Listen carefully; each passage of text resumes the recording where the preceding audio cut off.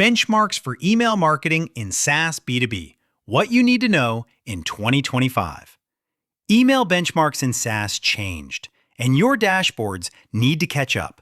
If you run sales or marketing for a B2B SaaS company in 2025, email is still the channel doing the day-to-day pipeline work, nurturing trials, reactivating dormant accounts, and helping SDRs book meetings. But the bar is higher than it was even a couple years ago, and the good numbers you remember may no longer map to reality.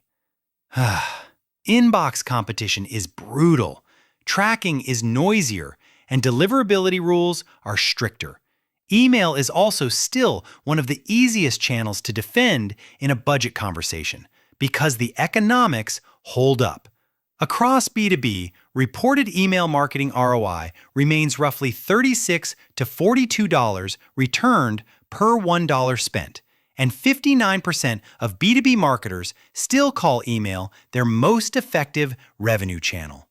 The takeaway isn't send more, it's measure correctly and scale what's proven.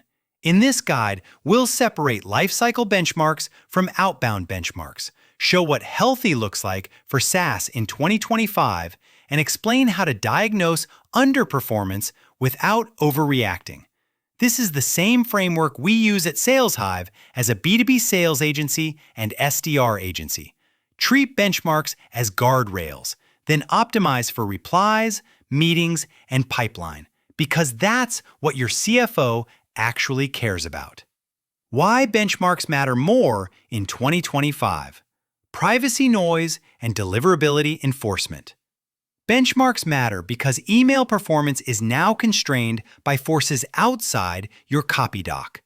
Apple Mail privacy protection and similar tracking changes can inflate open rates, distort click-to-open ratios, and create false positives in automation. They opened, so they're engaged. In other words, opens are still useful, but they're no longer trustworthy enough to be your primary KPI. At the same time, Gmail and Yahoo's bulk sender requirements made deliverability a compliance issue, not a nice-to-have. If you send at meaningful volume, you need authentication in place, and you need to stay under hard thresholds like 0.3% spam complaints, with less than 0.1% as a safer operating target, and roughly less than 0.5% hard bounces. If you're not meeting those, your benchmarks will collapse, even if your messaging is strong. This is why we recommend treating deliverability as strategic infrastructure, especially for teams doing sales outsourcing or running an outsourced sales team. Whether you're an internal team or partnering with a cold email agency, the best outreach program in the world can't outcopy a bad sender reputation or a list that's rotting. Separate lifecycle marketing benchmarks from outbound sales benchmarks. The fastest way to misdiagnose your program is to blend lifecycle email metrics with SDR outreach metrics. Onboarding and nurture emails go to opted-in audiences with context, so they usually post higher opens and clicks. Cold outbound is interruptive by design, so its success should be judged by replies, meetings booked, and pipeline created, not by looking close enough to a newsletter dashboard. For SaaS or tech marketing emails, a practical baseline is mid to high 20s opens with low single-digit CTR. One 2025 benchmark set reports about 29.2% average opens and 4.1% CTR, while another SaaS-focused dataset reports 23.4% opens and 3.2% CTR. Those ranges are normal, and they help you avoid chasing fantasy targets that lead to bad decisions. Outbound is a different scoreboard. Across cold email datasets, a typical funnel looks like roughly 42% opens, around 3% replies, and about 1% of total sends turning into meetings, with software or SaaS sometimes averaging as low as 1.9% replies because inboxes are saturated. That's why great outbound in 2025 is less about viral subject lines and more about tight ICP, clean data, and relevance. Set a benchmark model you can actually run. Outcomes first, then leading indicators. A benchmark is only useful if it drives the next action. For lifecycle email, the why is product movement, activations, feature adoption, renewals, and expansions. For outbound, the why is conversations that become meetings and qualified pipeline. When teams anchor on opens, they often optimize for the wrong thing and accidentally reduce trust, especially in SaaS where prospects have seen every template. In practice, we like to build a simple hierarchy. Outcomes sit at the top, meetings booked, SQLs created, pipeline, and the leading indicators underneath: reply rate, CTR, bounce rate, spam complaints. Opens are a canary for deliverability and a directional signal for subject line tests, but they shouldn't be the KPI you celebrate in a revenue meeting. If you're running or evaluating a sales development agency, an outbound sales agency, or even a cold calling agency that also sends email, insist on meetings per 1,000 sends alongside reply rate. That prevents the common mistake of declaring victory on vanity metrics while your real bottleneck, ICP, offer, or inbox placement, quietly limits pipeline. If you can't tie an email benchmark to booked meetings and pipeline, it's not a benchmark, it's trivia. Best practices that consistently lift SaaS benchmarks without gaming the numbers. Start with list quality before you touch copy. Most underperforming email programs don't have a writing problem, they have a targeting and data hygiene problem. When your hard bounces creep toward 0.5% or spam complaints drift toward 0.3%, fix the list, the sending setup, and the segmentation before you ask your team to rewrite every sequence. Next, segment hard. In SaaS, blasting one monolithic list across founders, RevOps, and IT leaders is how you earn low engagement and rising complaints.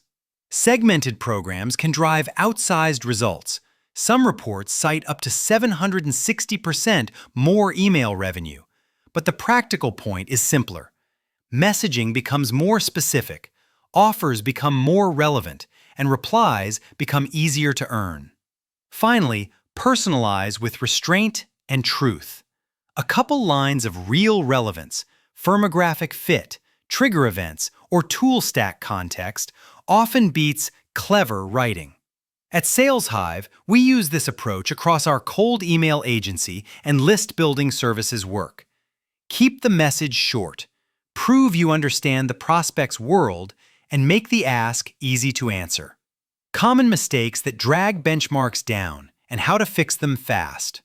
One common mistake is using generic benchmarks that don't match your motion. If you expect cold outbound to behave like a newsletter, you'll either panic too early or scale something that isn't actually creating pipeline.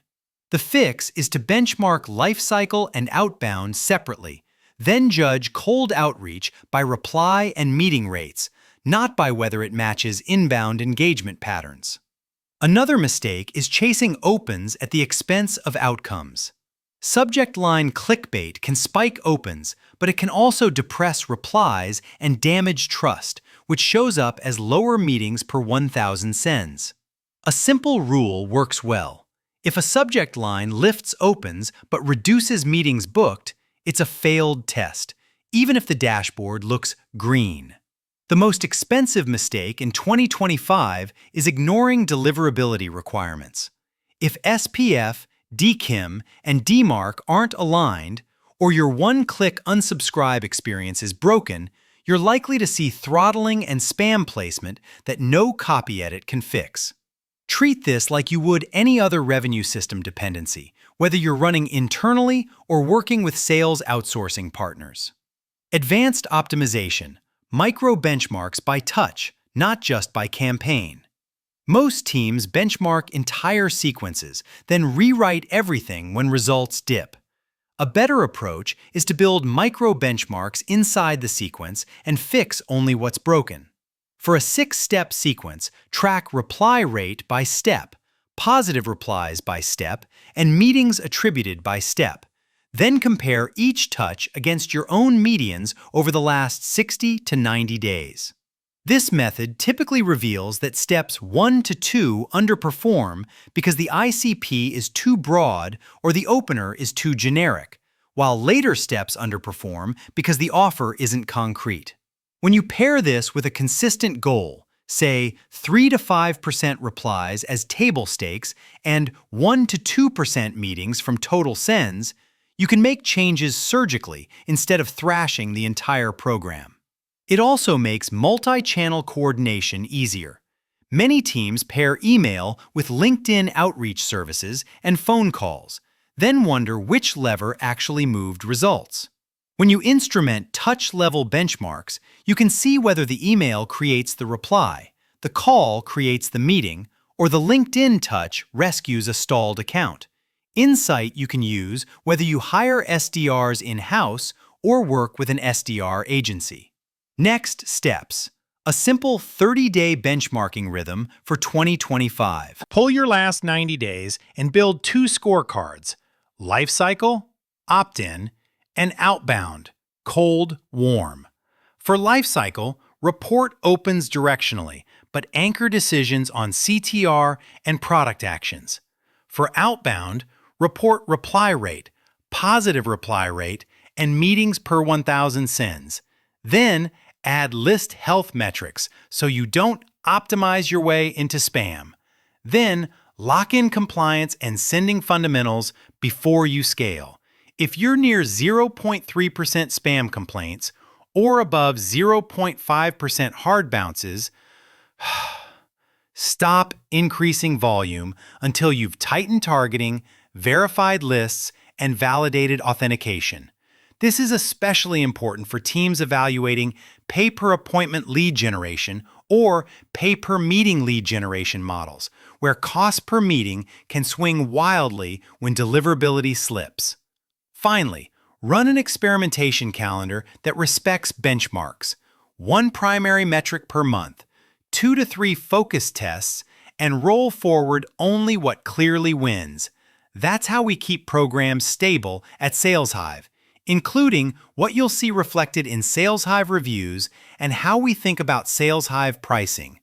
Build repeatable benchmark discipline first, then iterate your way into above-market performance.